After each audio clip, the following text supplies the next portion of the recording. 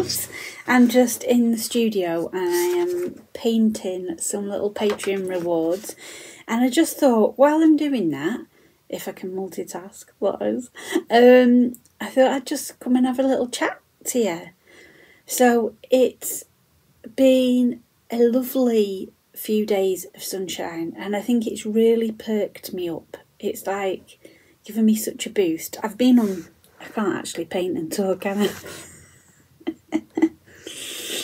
I've been on moon time, so I've been resting quite a lot and watching movies and napping and just relaxing really. And now I'm towards the end of it, I just really feel that energy starting to rise again. And especially because the past few days have been sunny, it always gives me such a boost. And I've been watching all these videos about Brazilian artists, and oh my god, I'm obsessed. It's really good because it's subtitled, it's all in Brazilian. It's this guy who goes around looking at Brazilian artists' homes, and because it's subtitled, I have to read it and look at the screen as well, where, you know, like at the homes at the same time. So I can't concentrate on anything else. It's not like you can have it on in the background and then be on your phone and get distracted. You've got to like concentrate, and I really love that. I really love the concentration of it, because my mind's quite scattered all the time. But what I've noticed is their homes are just so full of colour, and they're just joyous and happy all the time, and they're laughing, you know. I mean, I know it's not going to be every day they're going to be, oh, this is amazing. Do you know what I mean? But when you live in England and the weather's been drab and dull and raining and dark for months, it feels like, what a joy to watch that. And it was making me think that, oh my gosh, I would love to go there. I really would love to go there and experience that. I bet it's just amazing. So if you are from Brazil, or if you've been to Brazil, please let me know in the comments what your experiences of it was like, because I can get quite carried away and just imagine that, you know, it's like carnival every day. I am actually managing to paint while I'm talking to you. So, yeah, it's been fantastic. It's been really lovely finding that channel. And it was making me wonder if people that live in really sunny places like that, if they are just generally happier. Because I know that as soon as the sun comes out here and you see a bit of blue sky, everybody just seems happier.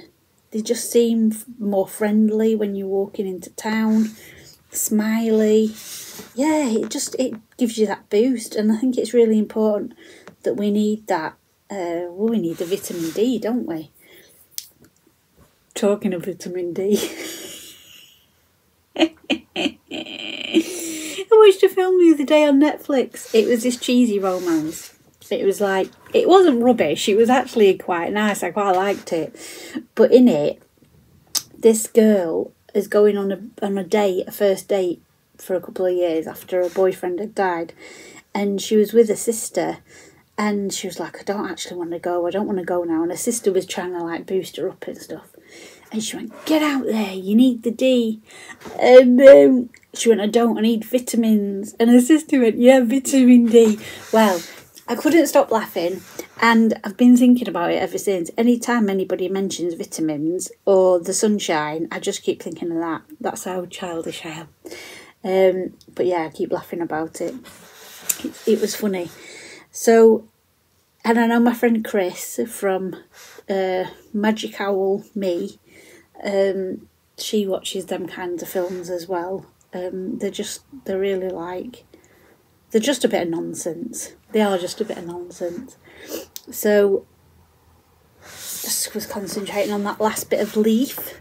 These are actually going to be little, not angels, but kind of like little positive girls. So that's what they're going to be. And they're going to have some little quotes and stuff on them. So I'm just creating these. Oh, big van just drove past. I'm creating these for my Patreon February box. I am behind with my Patreon February box. So if you are one of my Patreons, I'm very, very sorry that I'm behind. But it's because of that bloody printer. If you saw my last video, I showed you what the printer's doing. Well, it's carried on doing it. Nightmare. So Tom's taking it up to his office now and plugged it in with a wire because it was on wireless. And it seems to be working, plugged in with the wire. But every now and again it goes a bit funny. So my friend Susan, from Looking for Susan on Instagram, she's kindly given us a printer. I just need to save up to get some ink for it. So that means that I can have one in here and be printing from my computer, and Tom can have one upstairs. And it's funny how the universe works, because the other day I said to Tom, you know, I really want my business to be successful. So the dream is, I don't know if I ever talk about this, I probably really don't, apart from to close friends. If you can hear something, there's a van outside. I think it's like a food delivery van.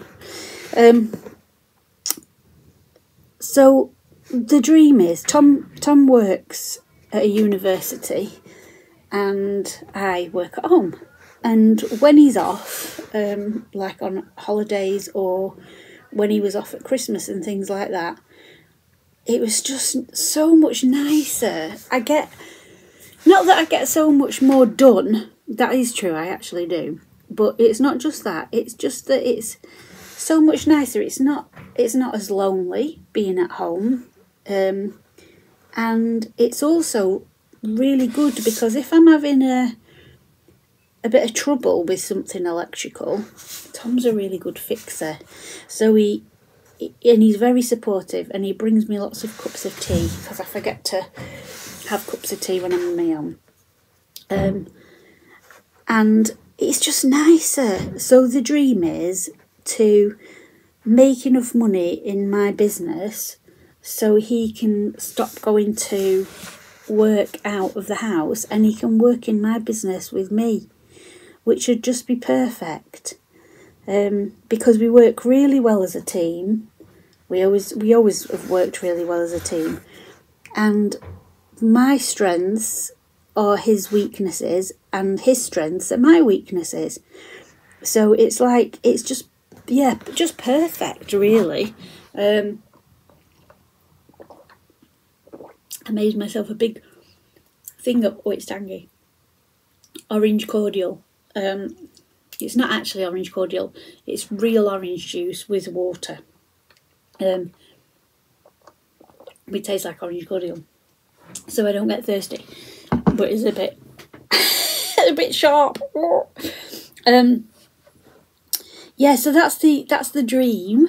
That is the dream. I thought I had a bit of, oh no, I thought I had a bit of muesli on me then. It's just my mole. So that'd be perfect if that could happen. And I said to him the other day, I said, but if I get really busy with zine sales, what am I going to do? And he said, well, we'll just get another printer and it'll be fine. And I'll print, after work at night. He does that often for me now with the printer going weird. So then Susan gave us this other printer. Pardon me, because ours wasn't working properly, and it still isn't fully. But if Tom can fix it at some point, or if it writes itself again, it does mean that we can both print at the same time, which is perfect, absolutely perfect. And I learnt about a thing called scanography. I couldn't remember the word, but I knew it was like photography. Scanography, have you heard of it? Oh my god, the gorgeous images that people make on scanners. So lovely, because I've got loads of pressed flowers, so I really want to have a play around at doing all that as well. there just doesn't ever seem to be enough time to do all the things, to make all the magic. And I was journaling this morning and I thought, actually, if we have dinner at night time, tea in the north we call it, and then after that we both go up to our separate spaces, so I come up to my studio, Tom can go up to his office, we could at least have 2 more hours in the evening to do creative things, because normally we just sit together and watch Netflix or watch documentaries and stuff like that. So actually, if we saved that for a Friday evening, like Friday night could be a movie night or something, but Monday, Tuesday, Wednesday, Thursday, we actually spent a couple of hours after dinner upstairs, then that would free up more time in the week to do things. Because what I think, there's a bit of an illusion when you're an artist, that you just spend all your time painting. Like us. But actually a lot of the time is spent on the computer. A lot of the time is scheduling social media, sorting out your website, you know, packing orders, doing all the admin, all that kind of stuff, which is, I need to stretch, which is part of your business. You've got to do that. But yeah, I think there's this illusion that you just spend many, many hours a day painting, and it isn't the case. I mean, it would be amazing. It would be amazing. And this is the other thing that I've been journaling about as well, about fitting in painting time. So I did a schedule. I think I showed it you in one of my other videos. And in it, I had a couple of painting days, full painting days, booked in for it. But really, over the month, that's not a lot, is it? So in my journal this morning, I was like, do you know what? What if I just make it part of my morning routine? So I'll walk the dog, feed the dog, go in the garden, sort out the garden. We don't need to say what's in the garden if you've got a dog. Feed the birds, make my breakfast, and then come up straight away and paint after I've done my morning things. My ear's really itchy. I think it's where my glasses are. And if I do that straight away, if I paint straight away, then even if it's just for an hour, then I've fulfilled that creative part. That, do you know what I mean? I've fulfilled the bit that's missing a lot. So that's my plan. Yeah, that's an idea that I've had. I have loads of plans. I think the trouble is I'm not very good at sticking to any plan. No. I've tried and tried over the years. When the kids were little, I'd like make a new plan and they'd go, oh, here we go. How long is this going to last? And I'd be like, don't be negative. It's going to work this time. They'd be like, yeah, right, okay. And then after about 3 days, I'd be like, oh, I've given up on this plan now. So I'm not a planner. I'm not a, but I've got to say, I didn't think that I was ever consistent either, and I wasn't for a long time. But I have been doing my 5 Things Friday now for at least a year, every Friday, bar a couple where I've been poorly. So actually, I've shown myself that I can be consistent, and I've been trying to upload a video a week on YouTube. So if I could be consistent, maybe I could have a little plan, just a little bit of a loose plan, because there's certain things that you do every day that are non-negotiable, like walking the dog and feeding the dog. So what if my art became non-negotiable? What if my creative time was like, it was just part of the day and that was it. There's no, it's not like you're having to do an extra workout routine or something. You know, it's, yeah, it just could become a non-negotiable. Does that make sense? I think it does. So I'd like to hear from you. Do you have special time that you create, if you create things, or is it just as and when? Do you end up finding that you're just watching Netflix and videos more and more and not actually doing the thing that you want to do? Because that's the other thing that I do a lot of. I do watch a lot of artists on YouTube, which are brilliant, but I watch them painting and then I think, oh, I wish I had time to paint. And it's like, hang on a minute, you've just sat for an hour watching somebody else painting. You could actually be painting yourself. We're funny creatures, aren't we, us humans? Very funny. Yeah, so that's what I've been thinking about, and that's what I've been ruminating on this week.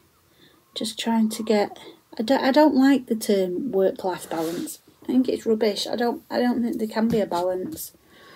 I think having a balance, we've been sold an illusion, and I think it's been a lot of things that have happened over the years that women wanted and deserved, an equal kind of life with work and things. But then what's happened is, for women like me who have a business but also do the main amount of housework, Tom does do housework too, he's very good, you know, if I say can you do this thing, he does, but because I'm the one at home mostly, I'd say I do most of the housework, most of the dog looking after and stuff like that. And men's wages now are not enough to cover everything. Like back in the day, back in the 50s, you know, when a man just went to work, his wages would cover everything. And now they don't. So you've got to kind of juggle all these things, and I think obviously there's a lot that needed to change in the world for women. There's still a lot that needs to change in the world for women, but at the same time there is some things that I wish we could kind of go back to. I mean, I love what I do. I love my business. I love what I do.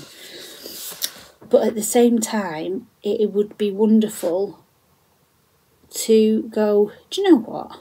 I'm going to do things around the house that I've been wanting to do. So above our, there's like a porch. So we're on a terrace street and there's a porch from outside, you know, that we come into the living room. And it's got glass, stained glass, but without the colours. It like leaded glass above it.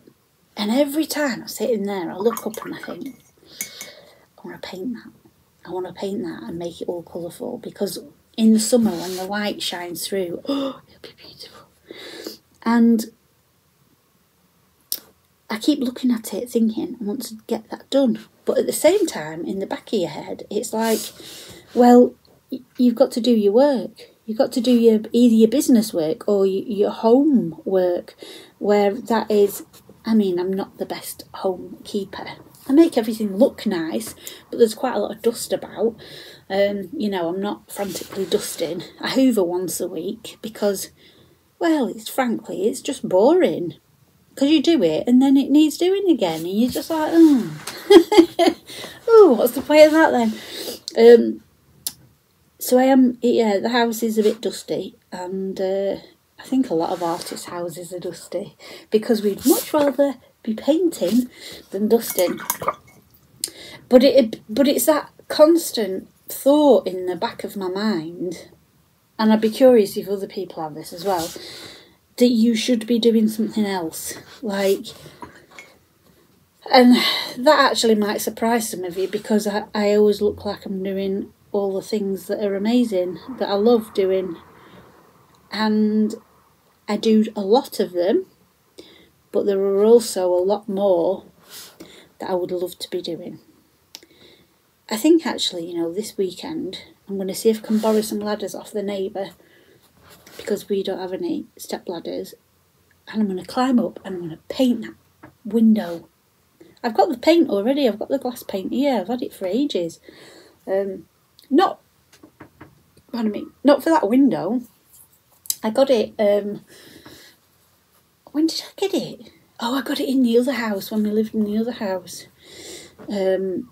So I've got the paint, I've got the brushes, I just need some ladders, because it's too high up for me to stand on a stool. I'm only little, I'm 5'2".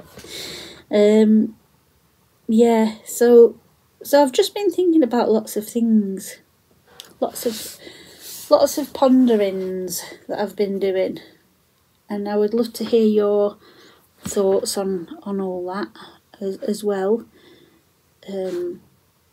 My friend said to me the other day I was really tired. This is before I came on Moon Time, and she went, "How many days a week do you rest?" I went, "What do you mean?" She said, "Well, how many days a week do you have off? Do you rest?" I said, "I don't have any days off." I said, "I rest when I'm on my Moon Time for like 2 or 3 days a month." And then I went, "Oh." And I said, "But I rest a lot. Like, I think I rest a lot, because maybe it's because I'm always sat down doing things. But I do chill out a lot. I read books. I watch movies. But I've got to say, normally at the same time of having a movie on, I'm working on my iPad. I'm either drawing, editing, uploading things, creating things. So it's not like I just sit and do the one thing, which is why I think I really love these videos of Brazil, because I've got to really just watch them, and I can't do anything else when they're on, because you've got to concentrate on the subtitles. But it surprised me, actually. It did surprise me, because I do think that I rest a lot. And I don't think I ever do enough. That's obviously come from something in childhood, maybe. I don't know what. But I never feel like I've done enough. And then some days I'll write down what I've done, and I go, "Oh, I have actually done quite a bit." And then my brain goes, "Yeah, but you could have done more." It's a weird thing. It's such a weird thing.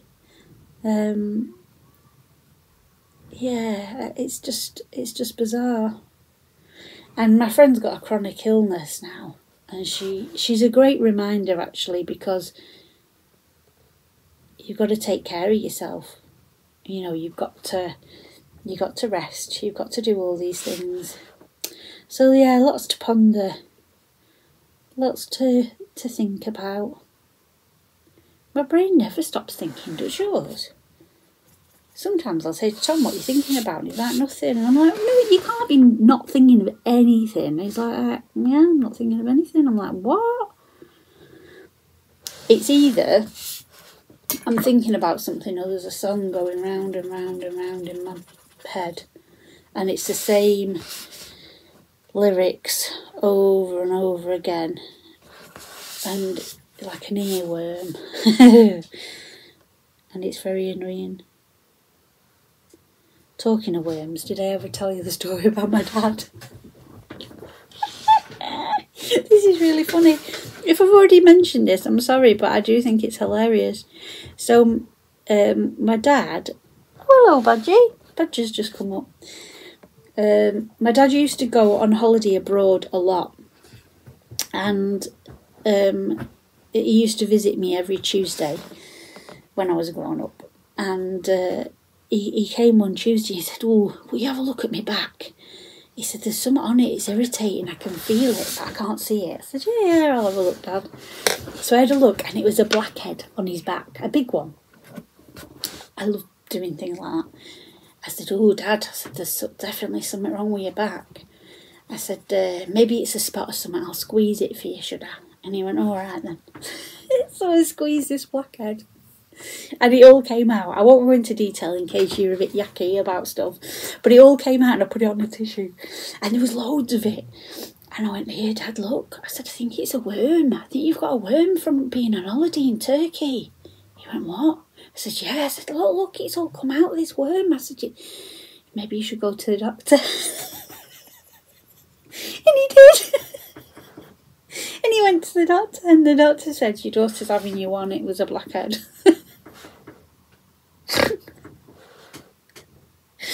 When he visited the week later, he was so angry. He said, "You've embarrassed me. You've embarrassed me in front of the doctor, saying that I had a worm." Oh dear. Yes, quite funny. So I often think of that story, and he wasn't. My dad wasn't daft. He was quite clever. I mean, maths, he was just off the chart.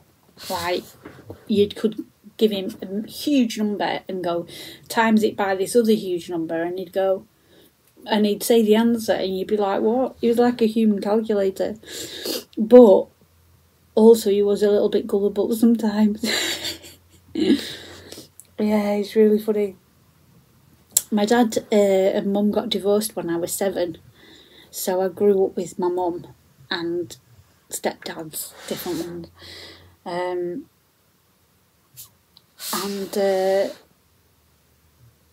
I didn't, it was like I knew where I came from, but I didn't really remember much about my dad. Just done the next one. But when I didn't meet him again till I was 16. I think I saw him like twice. But when I met him, I thought, oh, this is where I got my sense of humour from. Because my mum was lovely. She was really lovely. Really homely and warm and loving and stuff. But she wasn't very funny. And I am quite funny and naughty. And when I met my dad, I was like, oh, that's exactly where I've got my sense of humour from. Because, the stuff he used to come out with, used to crack up laughing. It's really weird when you're a grown-up and your parents have both died. It's like you don't... I don't know. It's like you don't belong to anyone anymore or something. It's a weird thing. But at the same time, you don't have that responsibility feeling of having to visit them or, spend time with them and stuff anymore. So there's like a bit of a freedom to it as well, I suppose. It's a funny thing. But sometimes I do wish that I could like ring my mum and go, "Mum, look at this that I've been doing," or and talk to her and tell her about stuff. And like now we've got the car, I know she'd absolutely love going on adventures with us. Because when I was a kid, we had a minibus. My dad drove, my mum didn't. And we used to go out in the minibus all over. And Tom and I was talking about our first ever trip memories. Like, if you think about what was your first ever trip? Where did you go to? What did you do? And my first ever trip memory was going in the minibus with my mum, my dad and my nana. I think it was the only time we ever went anywhere with my nana. That was my mum's adoptive mum. And we stopped at the side of the road to look at some massive pigs. There was like huge pigs. And my nana wouldn't get out the minibus because she was frightened of the pigs. And my mum loved pigs. And then I needed a wee, and there was a potty in the back of the minibus with a blanket, and you had to sit with a blanket over your head. So I must have been little if I was sat on a potty. But I don't know how old I was. But that was my first trip memory. I'd love to hear yours. if you can remember, like, where did you go or what did you do? What was that? It was in England. I think it was at the Trough of Bowland, which is really weird because it's not actually far from where we live now. But the really weird thing is, when I was doing my ancestry and going back and finding my family and stuff like that, a lot of them actually came from the Trough of Bowland. They had a cottage there. Oh, it was lovely. This, like, thatched cottage. Oh, I'm doing that because that was the shape of it. Oh, it was really lovely. And sadly, it's derelict now. But I do keep thinking, I would like to go and see if I can find it and stand there and be like, this is where my ancestors lived. I think that'd feel really lovely. So when the weather's better in spring, because it'll be really soggy at the minute, but when the weather's better, I think we're going to go for a trip and go and see if we can find it. So the Trough of Bowland, if you've never been, is like, it's a lot of farm land, very undulating. It's got rivers that run through it, a lot of grass, heather, that kind of stuff.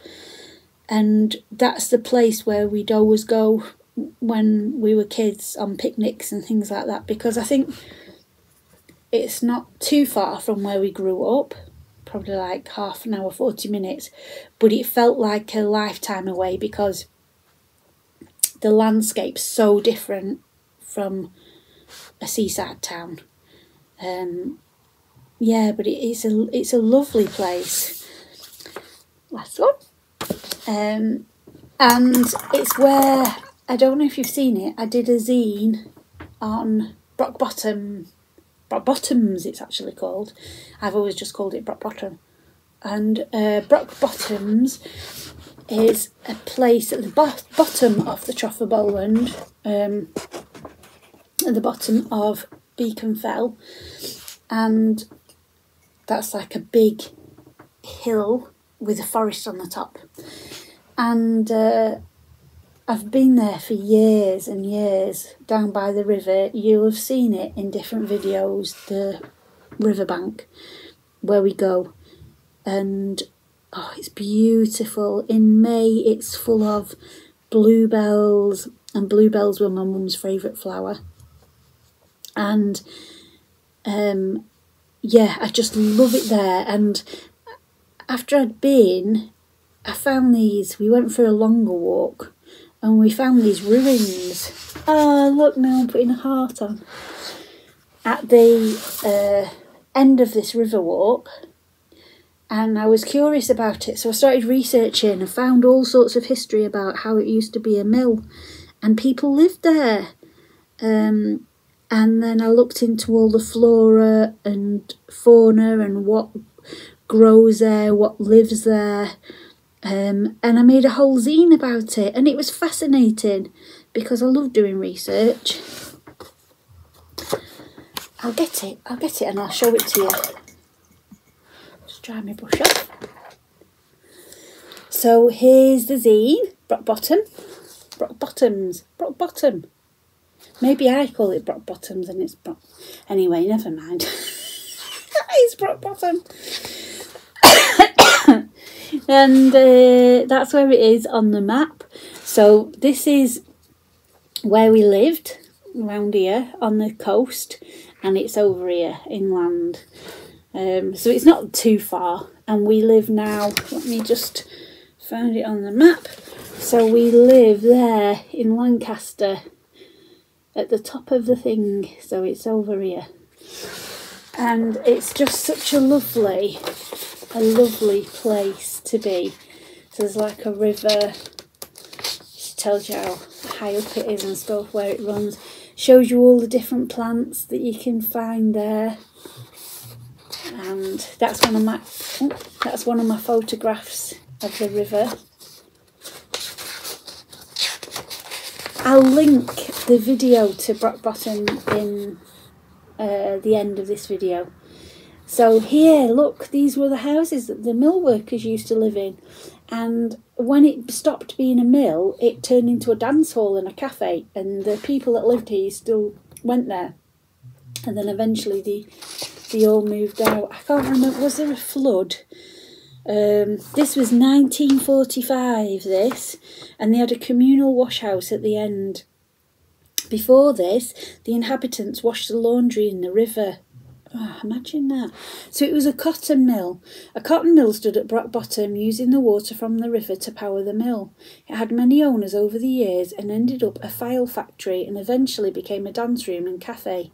20 workers' cottages were built and all that's left is ruins. It's a shame. The mill and cottages were built around 1790 for a few £1,000. The average wage was £1 a week. It's crackers, isn't it? Workers grew lots of food and had no electricity or running water. It suffered a large fire in 1860 and the mill fell into ruins in the 1930s, and the cottages eventually became uninhabited in 1951. It's a shame, isn't it? But when I was looking at my ancestors' research, a lot of them were cotton workers, and I did think, I wonder if any of them worked in there, because I'm so connected to the place and I don't know why. And then these are all the birds that you can find at the river. There's lots of lovely ones. And then Bleasdale Circle's not too far from it. There's like a stone circle. And then I've just put a little journaling bit so you can journal. And then it's got other places in the area that you can visit. But it's so lovely. And I was going to the river with Tom, and I had a copy with me because I went to the river to take some photos for my Etsy listing, and then we ended up chatting to this old man, and he said that he'd been going there for years, and I said, do you know lots about it? And he said, no, not too much, and he was so enthusiastic. He said that he loved it, that his mum and dad had brought him there when he was a boy, and he still comes now, and I said to him, I'd like to gift you this. And he was like, oh, what is it? And so I told him. So I gifted him the zine, and I thought, oh, that's such a nice thing to do. Yeah, a really cute thing to do. But we go every year. I like going there. I know my mum loved it, and she loved bluebells. So we go every May to go and have a walk round and look at the bluebells. So there will be another video coming out in May, all with the bluebells and the walks at Brock Bottom. It's better to go in the week because at the weekends it gets really busy, like super busy. All the families take the children and stuff, and it is sweet, you know, paddling in the river. And sometimes I collect river water from there and I use it in my paintings as well. I just think it brings another element, another magical touch to my work, like a connection. Because everything I do is about connection. I really want that to shine for people. I really want them to know a connection to nature, because I do truly believe that when we're connected to nature and ourselves more, our cycles and the seasons and things like that, I do really believe that we are better people in a way of caring for the earth, caring for the animals and the plants and the birds and the forest and everything, because it sounds really kind of I don't know what you'd call it. I can't think of a word that's not swearing, but it gives you that different perspective when you're connected. So you actually take care of things better, and you take care of yourself better. And that can only be a good thing, can't it? The more you take care of the planet and yourselves and stuff, that can only be a good thing. I had a weird dream last night. I had a dream that there was so where we live, like I say, is on a terrace straight onto the street, so it wasn't this house. But I had a dream that there was building work being done on the house. There's like a little garden. And I was like, stop the building. And there was a fox, and he was under rocks, like bricks and rocks and stuff on the floor by the wall. So I picked them all up and I took him inside and I was rubbing him and We had 2 collie dogs. I don't know where they'd come from. And I was shouting to somebody to come and get the dogs because they were barking at the fox, and I was rubbing him and stuff, and then he perked back up. Then he got feisty, and I was like, no, you're my pet now. I'm keeping you. It was such a weird dream. So I'm going to look up in a bit the meaning of foxes in your dream. I bet there's something quite interesting about that.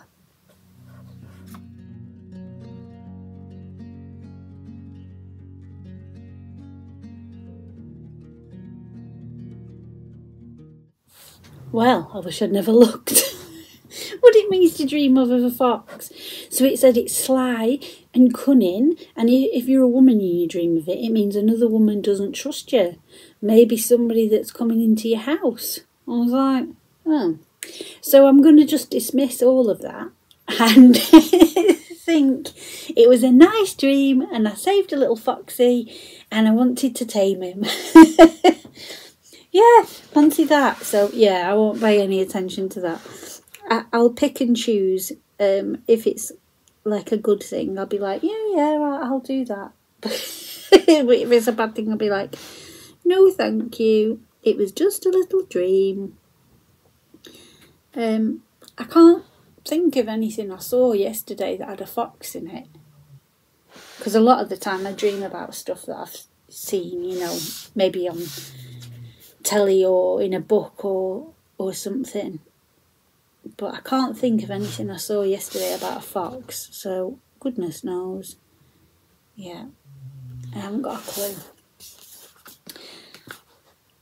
Adding berries. This is so much fun. This is like just being with a friend and having a chat about all sorts of nonsense while I'm painting.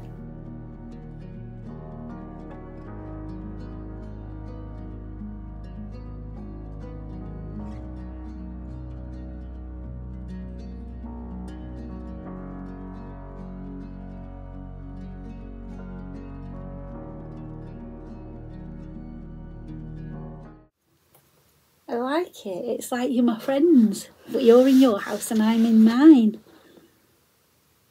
Just painting the berries. You've got to be careful at this point, because if you smudge it or something, it's like, oh, it's really noticeable because it's on white. I'm really excited though for my patrons to get these. They're really cute. They'll also be getting February zine. I'll show you actually. I'll show you what we're getting. Can I reach?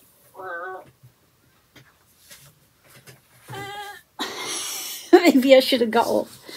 They'll also be getting a February zine that I made especially. It's a brand new one. And they're also getting a set of a set of nature cards that are designed, all different ones. They're getting a set of them, and they'll also be getting a print of my blue tit painting. I need to cut these, and this is being printed on watercolour paper, so that'll be nice as well. And that's actually the real size of blue tit eggs. Look how tiny they are. Small, aren't they? And when these are finished, they'll be getting a little love doll painting, an original painting as well.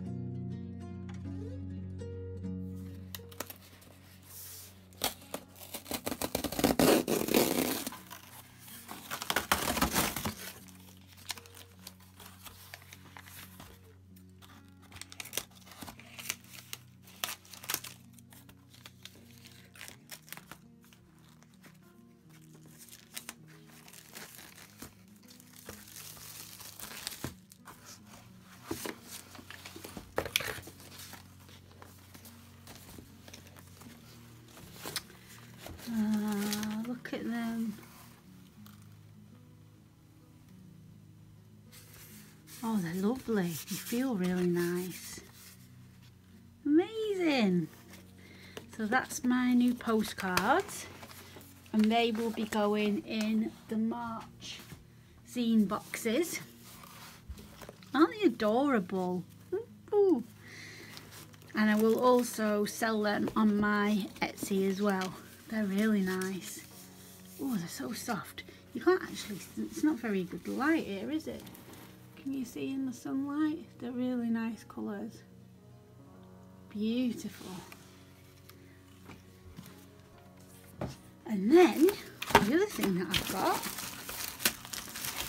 and this is exciting because I've been waiting ages to be able to get these back in stock.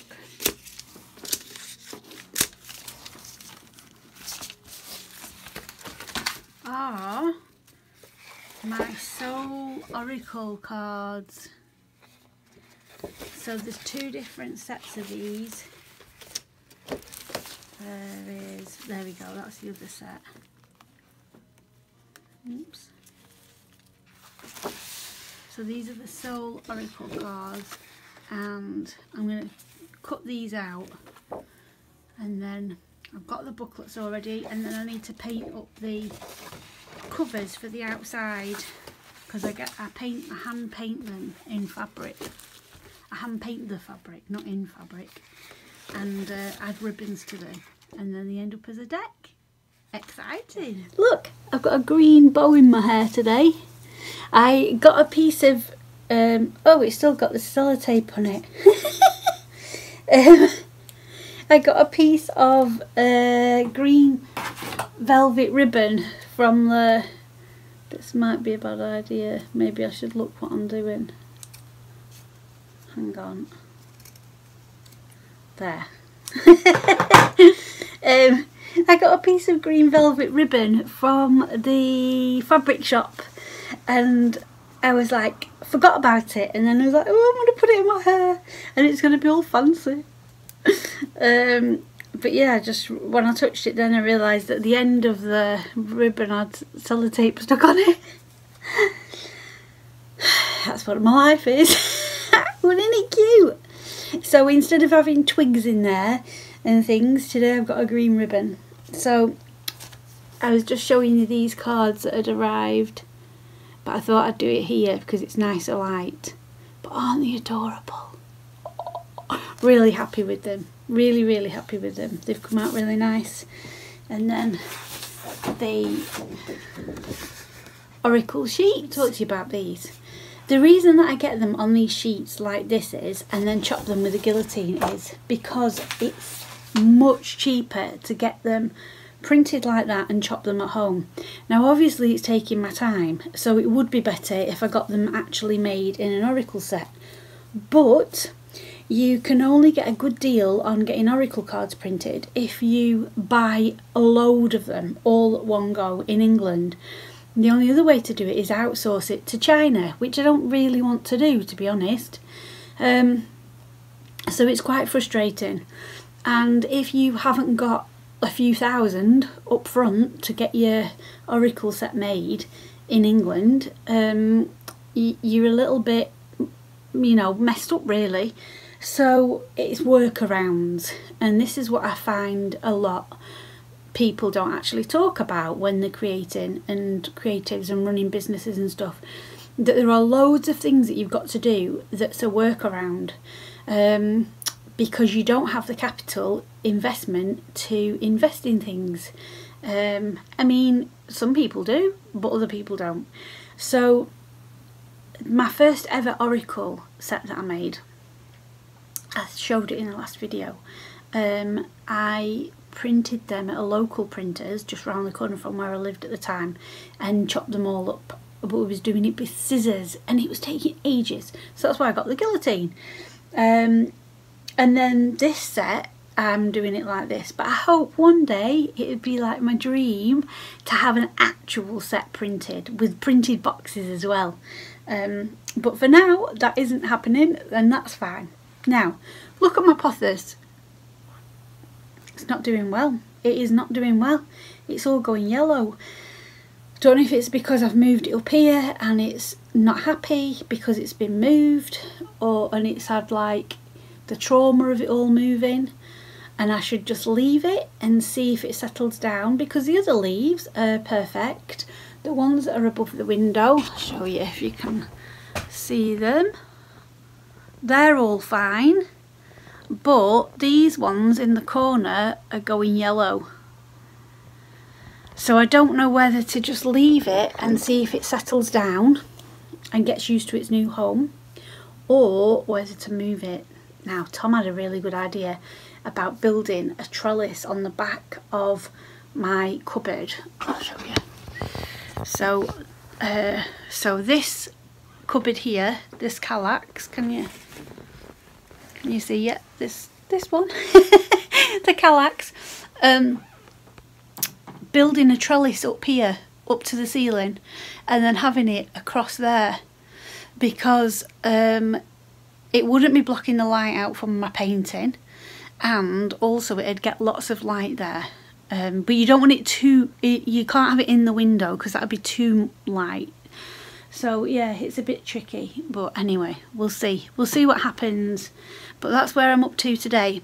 I've spent the whole day, it is now 4 o'clock, I've spent the whole day on the computer scheduling posts for my business page, for the Coffee with Crohn's business page, and for my group, my Wild and Creative group that I've got on Facebook. And it's gorgeous outside. In fact, it's that bright you can't even see the sky, can you? But it's beautiful. So I think I'm gonna pop some shoes on and take Badger for a walk now, give my legs a little bit of a rest from sitting down, and get out in the sunshine while it's here.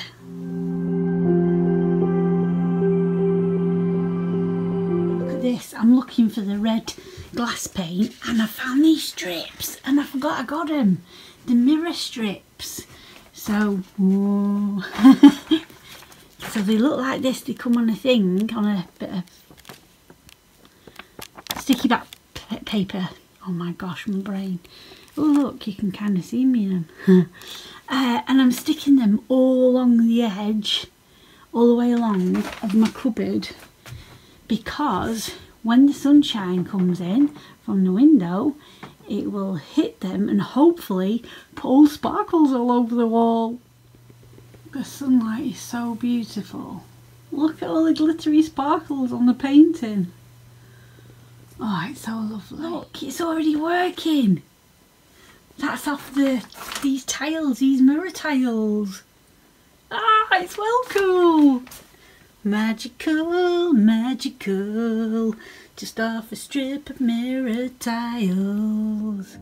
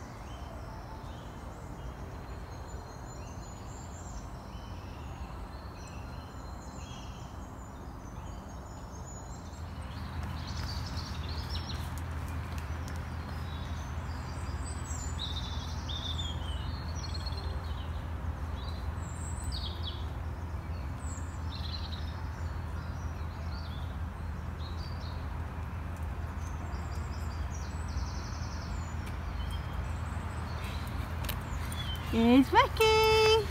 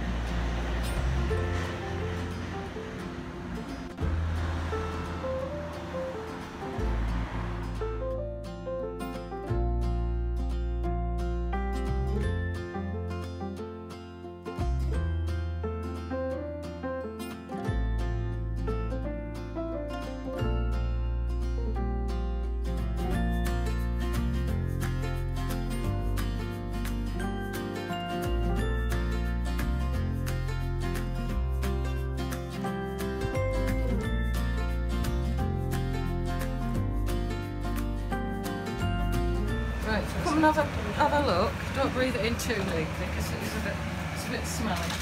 Right, so get hold of it by one of the clips. Okay, pop it in, keep hold of it. So we'll go 1, 2, 6, 7, 8, 10. Cross to the side, get hold of it. Straight into there. Done. Lovely. And then in the bucket. Okay. And you've got some scrim as well. Yeah.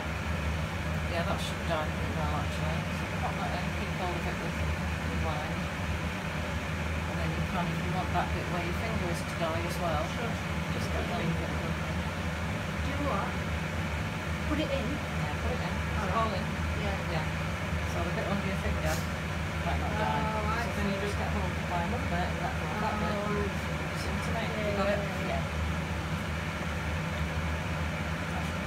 That should do quite well. It's fine. Side. Squeeze it against the side. Got ring out on there. And straight into that. Oh, that's nice. Yeah. So everything dies, which it is. Oh, there we go. Yeah. Beautiful. So I'm just going to rinse that in the water. So this is what we made in the dye making workshop. We've got 2 types of yarn. That is actually from the same dye pot. Isn't that amazing? And then we've got this scrim, which is like a muslin. Look at the colour.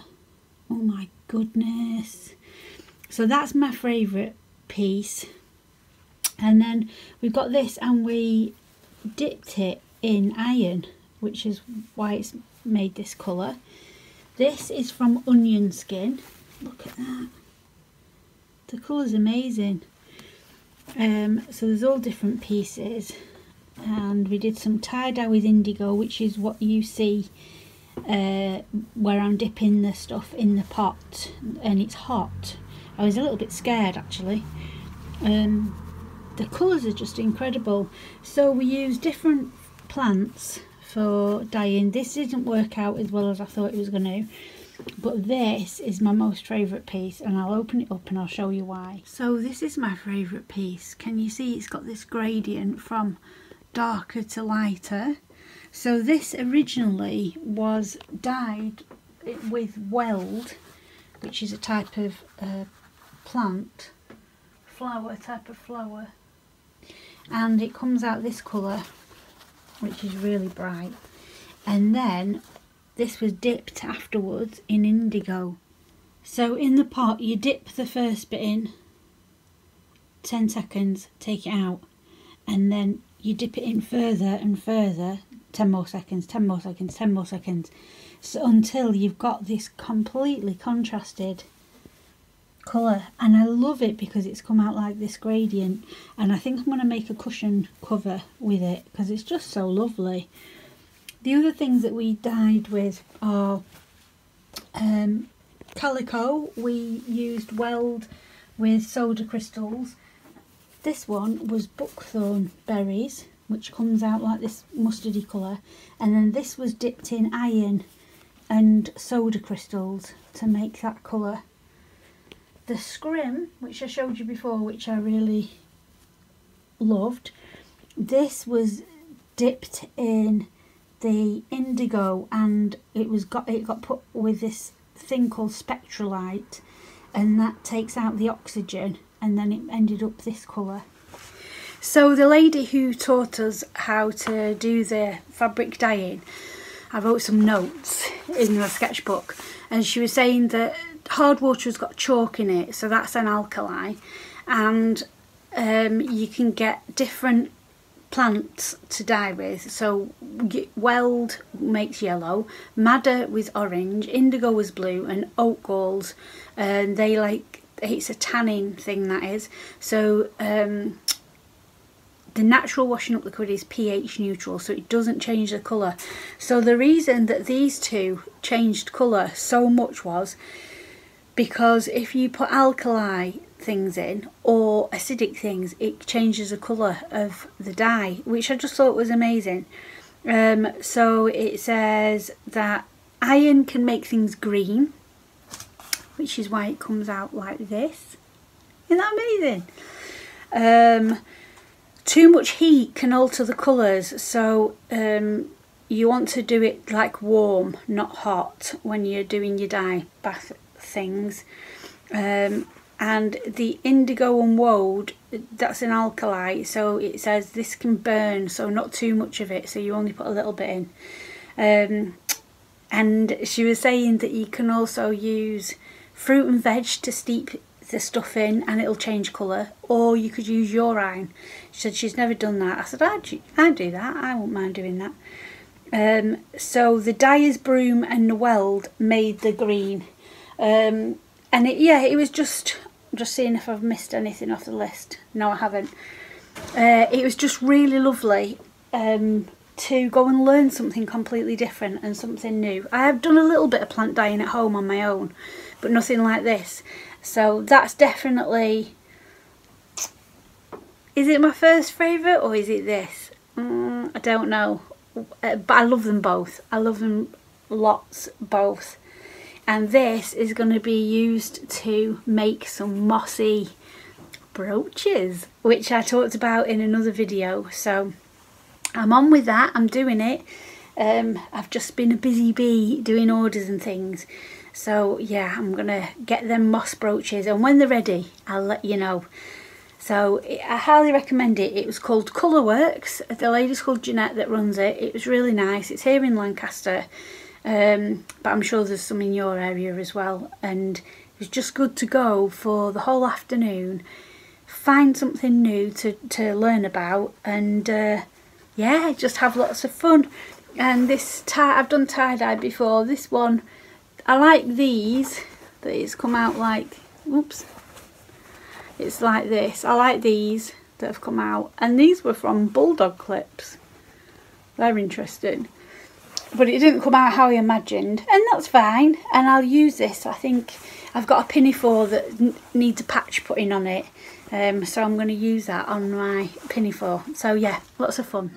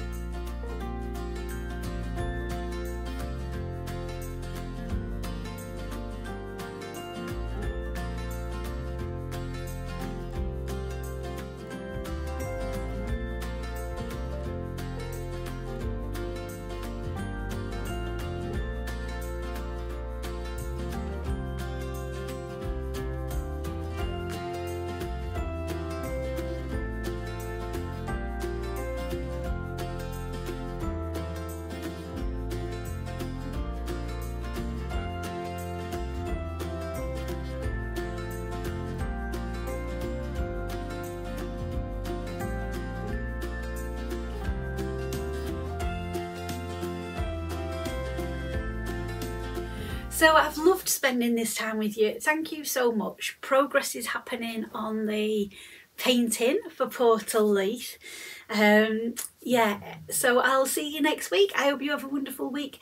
Please don't forget to subscribe, which really helps other people see the channel. And if you've got a friend who thinks they'll like somebody as bonkers as me, get them over here. The more the merrier. And thank you for all your comments. It's just amazing. I love reading them all.